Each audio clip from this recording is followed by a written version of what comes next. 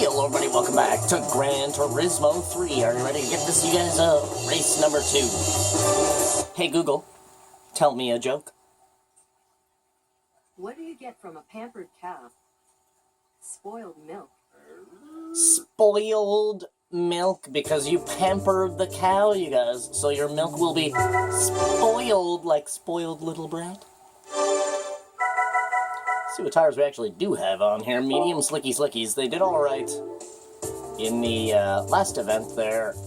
But this is Grand Valley, so let's get this, you guys.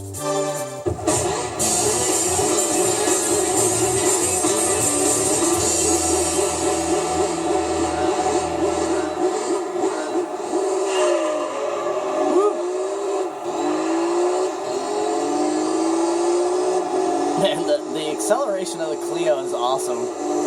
You actually can't really steer during like first and second gear. You got like zero handling. So it's like if you started the race and the car in front of you, you know, did not accelerate fast, you would definitely be bumpering him for sure. You'd give him the old punterino.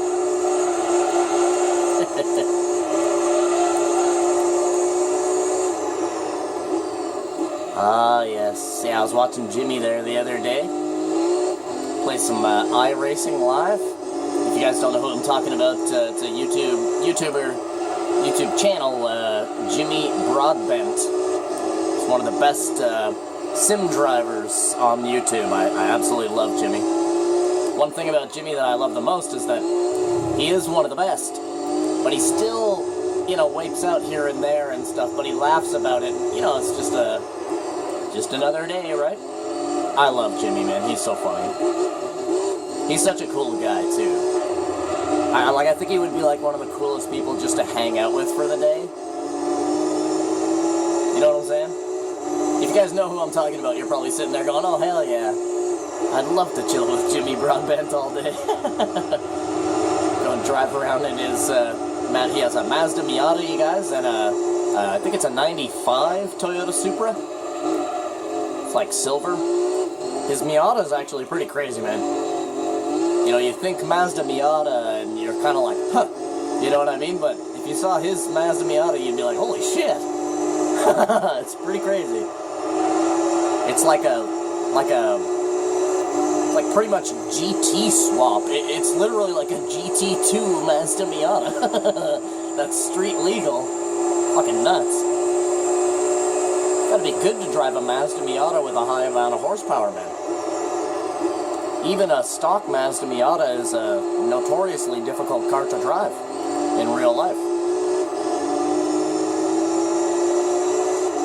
Because people simply underestimate what that car is actually capable of doing.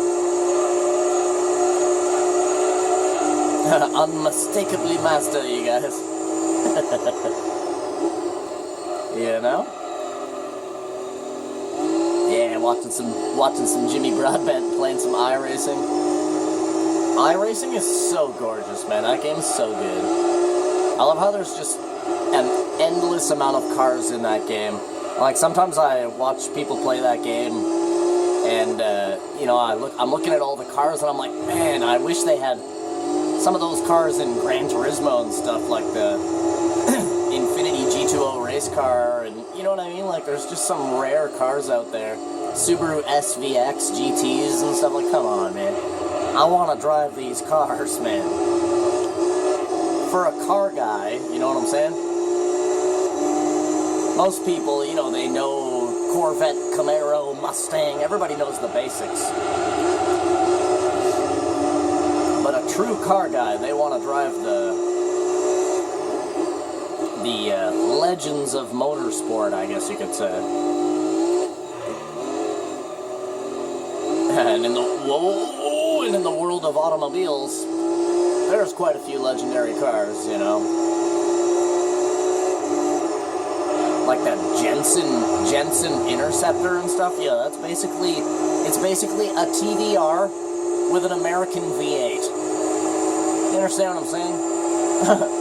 There's certain cars that people want to drive. Gran Turismo 4 did and Gran Turismo 2 as well, did a fantastic job on putting a ridiculous amount of cars in the game.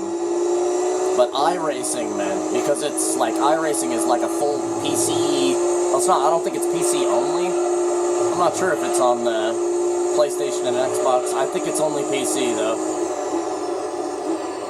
But there's pretty much any car on the planet in that game, because you can just download cars. You know what I'm saying? There's basically like an uncountable amount of cars in iRacing. Because it's endless. People just continue to add more cars to the community.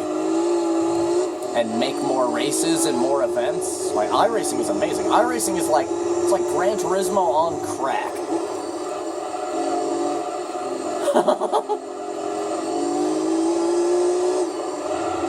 You kind of have to have a nice setup to play that game, though, man. Because if you're lagging and stuff like that, man, people are not going to want to play with you at all. You know? Especially if you're playing on controller or something like that. Like, you don't have, like, a good wheel and pedals and stuff like that. Like, you actually need some good equipment, man, to play that game. Turn! We were not getting any turn back to the right there at all. Just kept on going straight. That's what I was mentioning in the first race with the Renault Clio, is that sometimes you get a bit of oversteer and it's like impossible to make it come back. It just keeps going. Even though you got the wheel cranked all the way over, you know?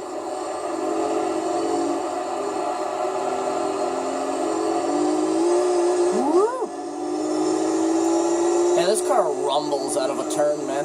Like, as you're finishing the turn and you get on the gas pedal all the way, like, holy crap. Some premium acceleration. Whoa, got a little bit of strangeness there.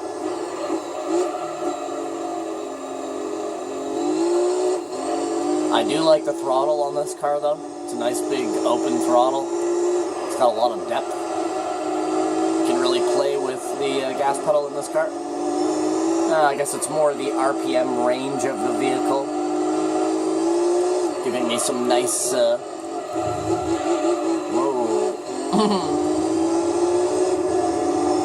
Giving me some nice acceleration. As well as good control as well. Whoa, turn back, turn back. Rah! Such a minty recovery. We actually ended up turning that into a nice corner.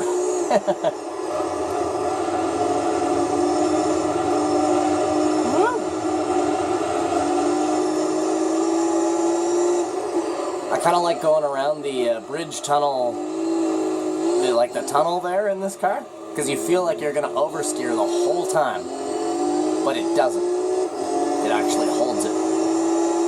Well, one of the silver ones is in second place. We'll have to see what happens if Red can retain his glory. There's 2 silvers and 2 blues, and a red. And if you guys watched the first race, Red came in second.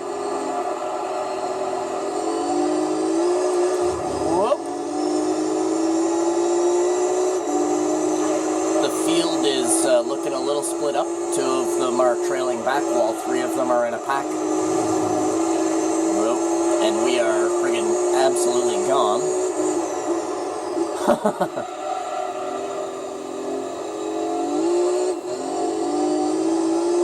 Like, absolutely gone. As I said in the last race as well, I find the Clio to be kind of a fun drive. It's a little bit strange sometimes, but when it's not being strange, it's a very nice car. Good on ya, United Kingdom. Know what I mean? The Clio's a little beast, man. Little tiny purple beast. Woo, look at that cornering ability. almost a minute ahead of them. This is our pit lap here, so we're going to lose about 20 seconds or so, but still. They still have to pit as well. And if it goes by saying on Rome, they waited until lap 9 to go into the pits, literally the second last lap. But this is Grand Valley, and you go through your tires faster on Grand Valley than Rome any day of the week. It's a pretty clear day on Grand Valley right now as well, so the sun is beaten down on the hot track. So I would imagine that they're not going to go in on 9. I would surmise that they'll go in on 8. Like 7 or 8. Last box, last box. Keep going. Yes.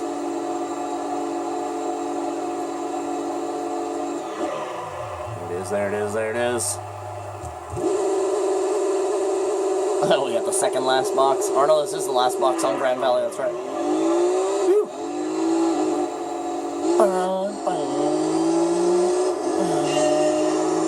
Do you know why it's good to get a last box, you guys? So if you get, I'll break it down as simply as I can. So as you're coming into the pit lane, you're going fast, right? You're driving into the pit lane, and then boom, you get stopped by the auto speed limiter that limits your car to 50 miles per hour, okay? Now, if you're in one of the first boxes, okay, the car basically, it's actually kind of hard to explain this without having like a little diagram or something like that. The game will slow your car down a lot faster to 50 if you're in an early box, okay? But if you're in one of the last boxes, it'll go down your RPM range and brake like naturally, right? So you actually have, you actually have more time in pit lane going at a higher average speed than you would if you had an early box than were you to get the last box. As well as getting the last box as well, you're very, you're close to the exit of the pit lane as well, so you don't have as much travel time going down pit lane at 50 miles per hour, right? If you have the last box, your car drops, accelerates to 50, and then it's maybe only 1 to 2 seconds of being stuck at 50 miles per hour before you actually leave pit lane.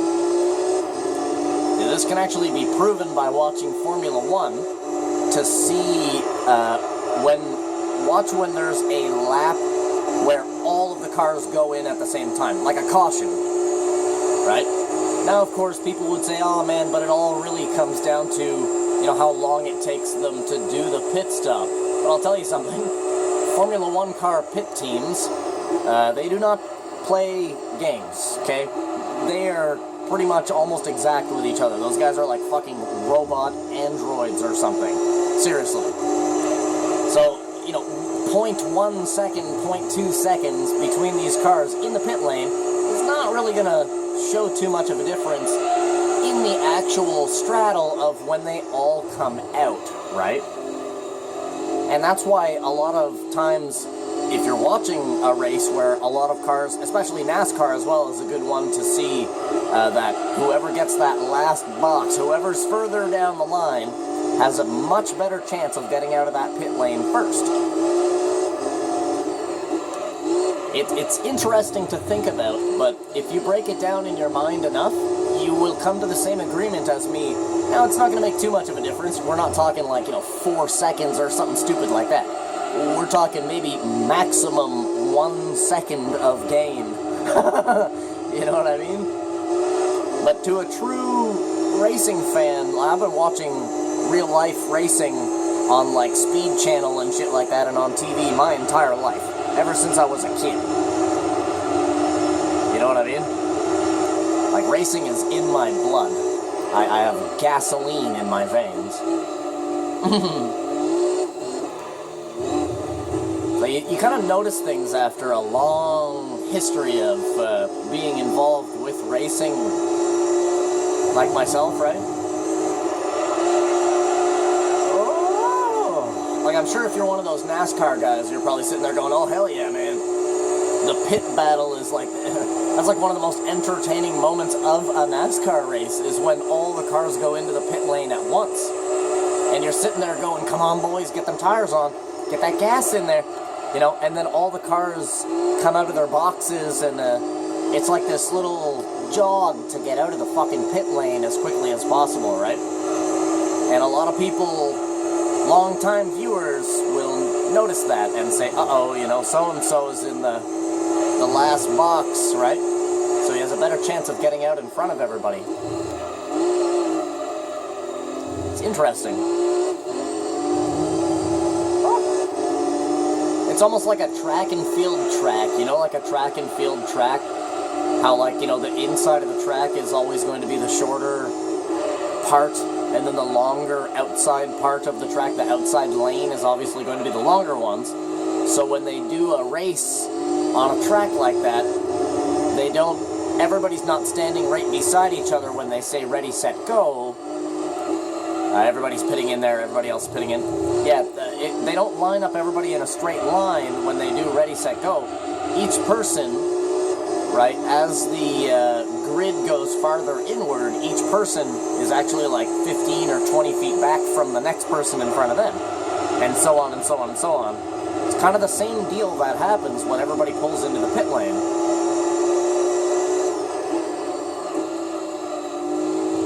And I know, we're really far ahead of them, and it doesn't really matter in this race, obviously. Whoa, if we catch an extra second in the pit lane or something like that, obviously.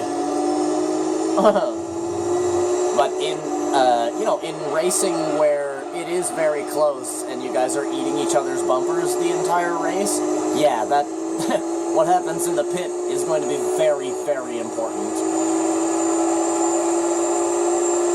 Could get a change of position, you know what I mean? Like that, at the snap of a finger. You enter the pit lane, you can lose 7 or 8 positions, man. Depending on where your box is, and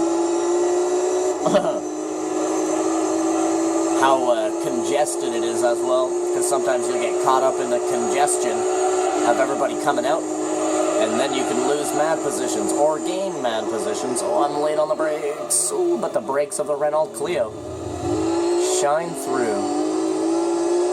The silver one still appears to be holding down his triumphant second place over the rest of the field. There's those UFOs. Guys, look in the distance right now. There are fucking UFOs. I'm stopping. Look at that shit. There's UFOs. Look in the sky. UFOs, bruh. What is those? Bruh, what is those UFOs there, homie?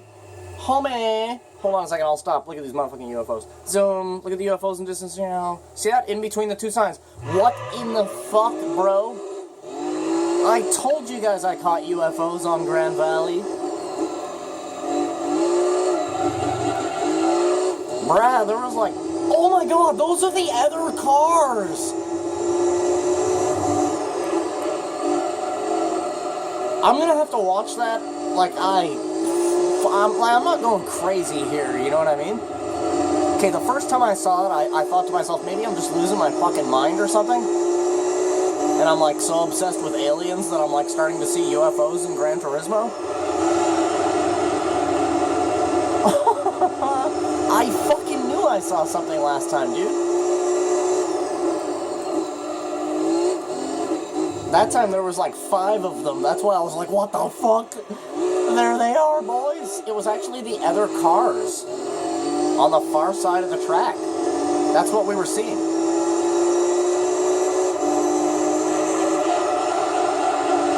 Well, I'm glad I caught that on video there. At least now we know what it was from the first time. Because the first time I was like, bro, what the fuck was that? Did you guys just see a damn UFO? Because I did. And then I went back and I watched the video before uploading it. This was like a couple of weeks ago. This was like 20 episodes back or something.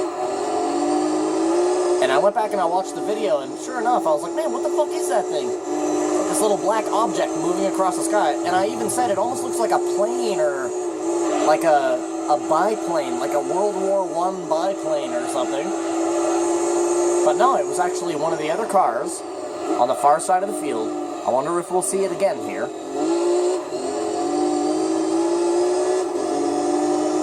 Now, as I come in the corner here, look in the sky. Look in the sky. Whoa! As I don't lose control. There they are on the left. And they're about to go right in front of my car. Now, see it? Boom. There's another one. Boom. There's another one. Boom. There's another one. And the other one. Dude, it is the other cars. Okay, I'm glad that we actually confirmed that I'm not actually going insane.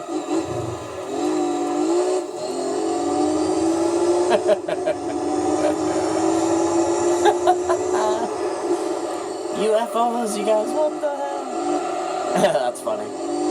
It is actually the other cars. I don't know if you guys are going to be able to see them. You'll definitely be able to see them the first time, though. When I said, oh my god, look at that, there's like 5 of them. No wonder there was 5 of them. It's the other cars.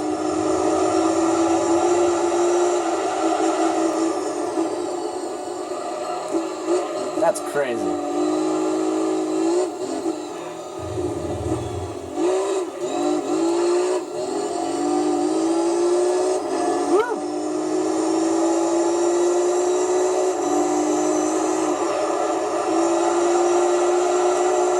Yeah, baby, wow. Woo. Man, the Renault Clio is such a sweet little car.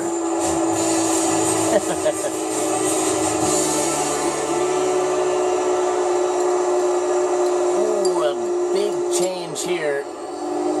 Silver, blue, blue, red, silver. And if you guys, again, if you guys watched the first race, red came in second on the first race. They're pretty separated from each other, so I'll take that as the running order.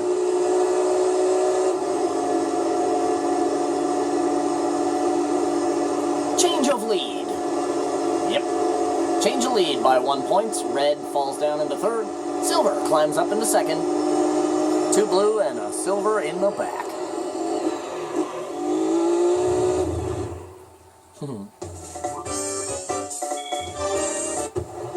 Hey man, 15 grand a race is not too bad in this championship, to be fair. That's 75 grand total, plus the championship bonus, which is probably going to be like 30 grand or something like that. Not too bad. But yeah, man, thank you guys for coming out and watching this episode of Gran Turismo 3, you guys. Freaking UFOs all over you guys. Ah, we're being invaded. Freaking love you guys. Wish you guys total best. Hope you guys have a freaking awesome rest of your day. And don't forget to subscribe to the channel and maybe hit the like button and all that other cool stuff. And yeah, man, I'll see you guys in the 3rd race of the Renault Clio V6 Championship. Have it good, you guys. Bye-bye.